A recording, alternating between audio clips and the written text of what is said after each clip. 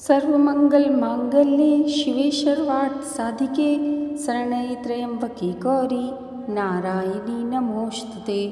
जय माता दी दोस्तों आज की इस वीडियो में हम आपके लिए श्री दुर्गा कवच का पाठ हिंदी में लेकर आए हैं। दुर्गा कवच का पाठ दुर्गा सप्तशती के पाठ करने से पहले किया जाता है। इस कवच का पाठ करने से देवी भगवती अपने भक्तों पर प्रसन्न होकर उन्हें रक्षा प्रदान करती हैं। इस कवच के पाठ करने के बाद अर्गला स्तोत्र का पाठ और इसके बाद कीलक स्तोत्र का पाठ करना चाहिए। इन तीनों स्तोत्र का पाठ करना अत्यंत शुभ माना जाता है।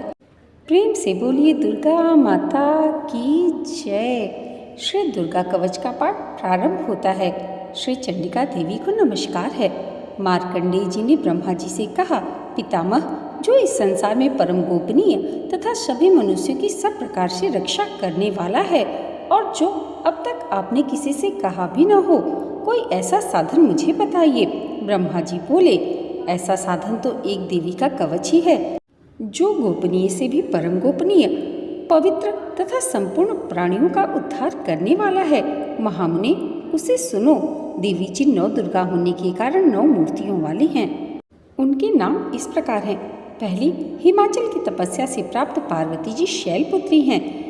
दूसरी ब्रह्म स्वरूप को प्राप्त करने वाली ब्रह्मचारिणी हैं। तीसरी परम प्रसन्नता देने वाली चंद्रमा जिनके घंटा में स्थित है, चंद्र घंटा देवी हैं। चौथी तीनों प्रकार के तापों वाले संसार को अपने उदर में धारण करने के कारण कुसमांडा हैं।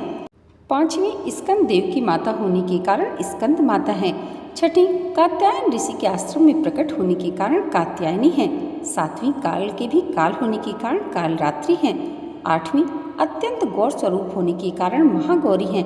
नवीं सब प्रकार की सिद्धियां देने वाली सिद्धिदात्री देवी हैं। ये सब नाम सर्वज्ञ महात्मा वेद भगवान के द्वारा ही प्रतिपादित हुए हैं। जो मनुष्य अग्नि में जल रहा हो, युद्ध भूमि में शत्रुओं के मध्य फंस गया हो, विषम संकट में फंस गया हो तथा इस प्रकार भय से आतुर होकर जो भगवती की शरण में प्राप्त हुए हों, उनका कभी अमंगल नहीं होता। युद्ध के समय में संकट में पड़ने पर भी उनके ऊपर कोई विपत्ति नहीं दिखाई देती। उन्हें शोक, दुख, भय आदि कुछ भी नहीं होता। जिन्होंने भक्ति पूर्वक देवी का स्मरण किया है, उनका निश्चय ही अभ्युदय होता है। देवेश्वरी, जो तुम्हारा चिंतन करते हैं, उनकी तुम निसंदेह रक्षा करती हो। चामुंडा देवी प्रेत पर आरूढ़ होती हैं। वाराही भैंसे पर सवारी करती हैं। इंद्री का वाहन ऐरावत है। वैष्णो देवी गरुड़ पर ही आसन जमाती हैं। माहेश्वरी वृषभ पर आरूढ़ हैं। कौमारी का वाहन मयूर है। भगवान विष्णु की प्रियतमा लक्ष्मी देवी कमल के आसन पर विराजमान है और हाथों में कमल धारण किए हुए हैं। वृषभ पर आरूढ़ ईश्वरी देवी ने श्वेत रूप धारण कर रखा है। ब्राह्मी देवी हंस पर बैठी हुई हैं और सब प्रकार के आभूषणों से विभूषित हैं। इस प्रकार ये सब माताएं सब प्रकार की योग शक्तियों से संपन्न हैं। इनके सिवा और भी बहुत सी देवियां हैं जो अनेक प्रकार के आभूषणों की शोभा से युक्त तथा नाना प्रकार के रत्नों से सुशोभित हैं। ये संपूर्ण देवियां क्रोध से भरी हुई भक्तों की रक्षा करने के लिए रथ पर बैठी हुई दिखाई देती हैं। ये शंख, चक्र, गदा, शक्ति, हल और मूसल, खेटक और तोमर, परशु, पास, कुंत्र और त्रिशूल एवं उत्तम सारंग, धनुष आदि अस्त्र शस्त्र अपने हाथों में धारण करती हैं। दैत्यों के शरीर का नाश करना, भक्तों को अभय दान देना और देवताओं का कल्याण करना, यही उनके शस्त्र धारण का उद्देश्य है। महान रौद्र रूप, अत्यंत घोर पराक्रम, महान बल और महान उत्साह वाली देवी, तुम महान भय का नाश करने वाली हो। तुम्हें नमस्कार है। तुम्हारी ओर देख सकना भी कठिन है। शत्रुओं का भय बढ़ाने वाली जगदम्बिके, मेरी रक्षा करो। पूर्व दिशा में इंद्र शक्ति मेरी रक्षा करें। अग्निकोण में अग्नि शक्ति मेरी रक्षा करें। दक्षिण दिशा में वाराही तथा नैऋत्य कोण में खड्ग धारिणी मेरी रक्षा करें। पश्चिम दिशा में वारुणी और वायव्य कोण में मृग पर सवारी करने वाली देवी मेरी रक्षा करें। उत्तर दिशा में कौमारी और ईशान कोण में शूल धारिणी रक्षा करें। ब्राह्मणी, तुम ऊपर की ओर और मेरी रक्षा करो और वैष्णवी देवी नीचे की ओर से मेरी रक्षा करें। इस प्रकार शव का वाहन करने वाली चामुंडा देवी दसों दिशाओं में मेरी रक्षा करें। जया आगे की ओर और विजया पीछे की ओर रक्षा करें। वाम भाग में अंजिता और दक्षिण भाग में अपराजिता रक्षा करें। उद्योतनी मेरे शिखा की रक्षा करें। उमा मेरे मस्तक पर विराजमान होकर रक्षा करें। ललाट में मालाधारी रक्षा करें और यशस्विनी मेरे भौहों की संरक्षण करें। भौहों के मध्य भाग में त्रिनेत्रा और नाथुनों की यमघंटा देवी रक्षा करें। दोनों नेत्रों के मध्य भाग में संखिनी और कानों में द्वारवासिनी रक्षा करें।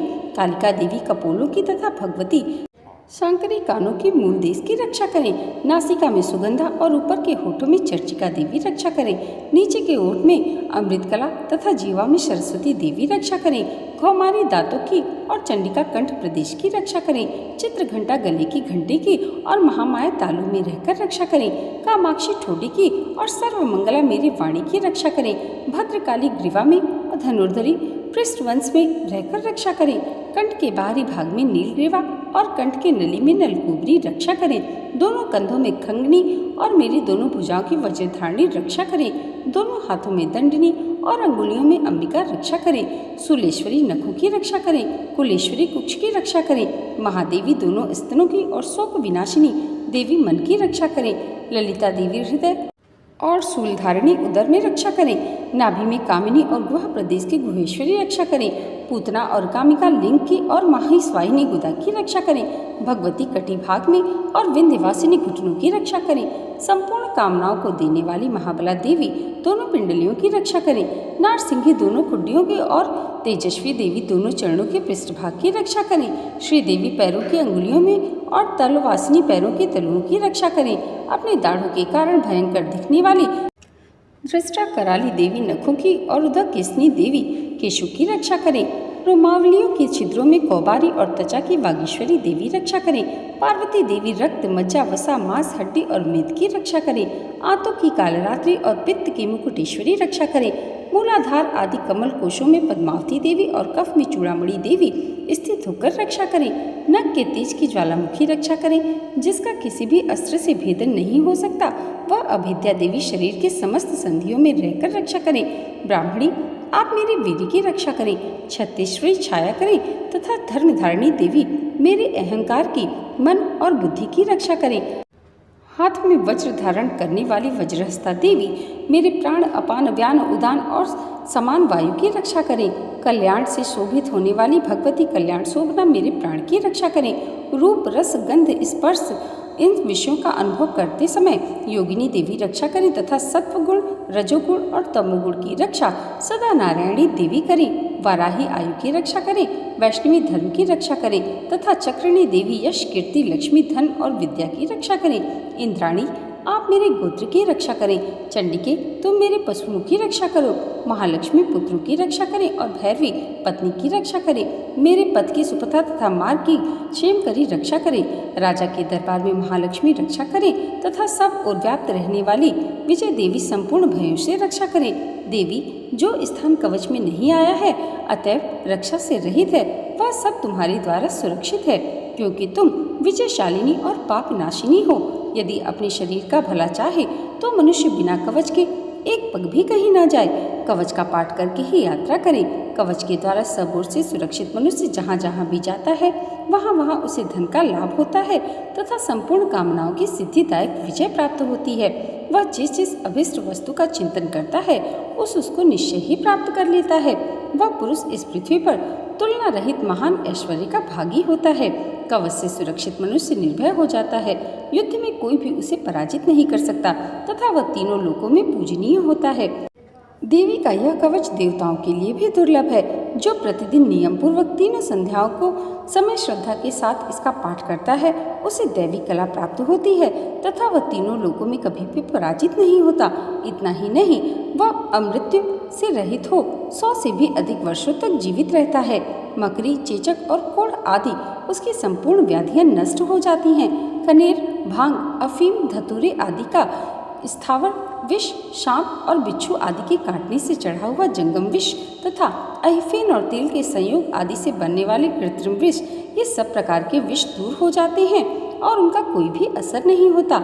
इस पृथ्वी पर मारण, मोहनादि जितने आभिचारिक प्रयोग हैं तथा इस प्रकार के जितने मंत्र यंत्र होते हैं वे सब इस कवच को हृदय में धारण कर लेने पर उस मनुष्य को देखते ही नष्ट हो जाते हैं।